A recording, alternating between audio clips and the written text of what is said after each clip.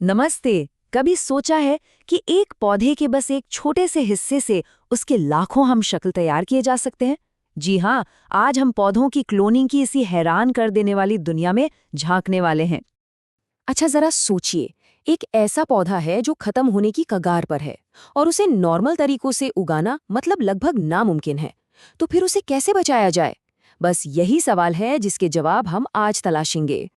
देखिए, बात यह है कि पुराने तरीकों की अपनी कुछ लिमिट्स हैं। ऑर्किड जैसे कुछ पौधे हैं जिन्हें बीज से पूरी तरह उगने में ही 10 साल से ज्यादा लग जाते हैं। कई दुर्लभ प्रजातियां तो वैसे ही विलुप्त होने का खतरा झेल रही हैं। और कुछ खास हाइब्रिड पौधे, वो तो नेचुरली बच्चे पैदा ही नहीं कर सकते। तो इन सारी मुश्किलों का हल कहाँ मिला? जवाब है एक लैब के अंदर। साइंटिस्ट ने एक ऐसी टेक्निक बना ली जो इन सभी प्रॉब्लम्स का एक कमाल का सलूशन देती है। इस टेक्निक को कहते हैं माइक्रो प्रोपगेशन। अगर सीधे सीधे शब्दों में कहें तो ये टिश्यू कल्चर का इस्तेमाल करके किसी भी खास पौधे की लाखों कॉपीज बनाने का एक सुपरफास्ट तरीका है। और हाँ, ये कोई किताबी डेफिनेशन नहीं है। जो आप देख रहे हैं, ये उन हाथ से लिखे नोट्स से लिया गया है जिनसे हमने ये सारी जानकारी इकट्ठा की है। ये हमें याद दिलाता है कि कैसे एक छोटा सा आइडिया एक पूरी की पूरी क्रांति ला सकता है। वैसे ये आइडिया कोई एकदम नया भी नहीं है।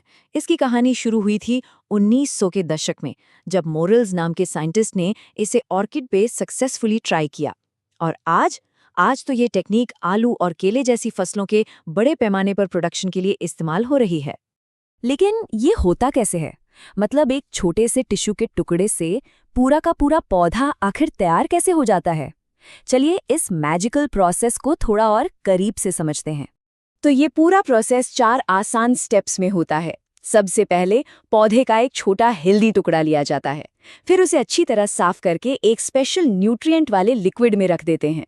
इसके बाद हार्मोन्स की मदद से उस एक टुकड़े से कई सारी नई टहनियां उगवाई जाती हैं।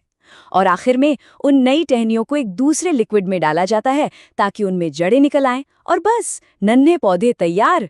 तो मतलब सबसे जरूरी बात क्या निकली?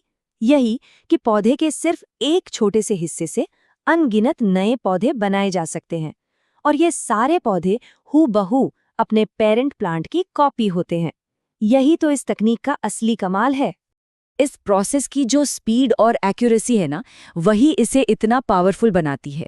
तो अब देखते हैं कि इसके सबसे बड़े फायदे क्या हैं जो इसे इतना इम्पोर्टेंट बनाते हैं।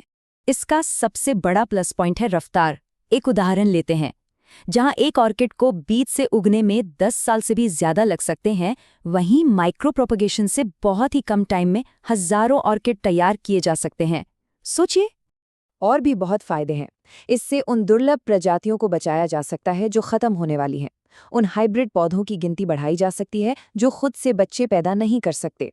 और सबसे बड़ी बात, इससे किसी पौधे की अच्छी क्वालिटी, जैसे उसका स्वाद या रंग, उसे बिना किसी बदलाव के अगली पीढ़ी में बनाए रखा जा सकता है।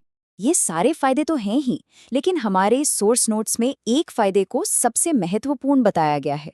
आखिर वो क्या है जो इस तकनीक को सच में एक रेवोल्यूशन बना देता है?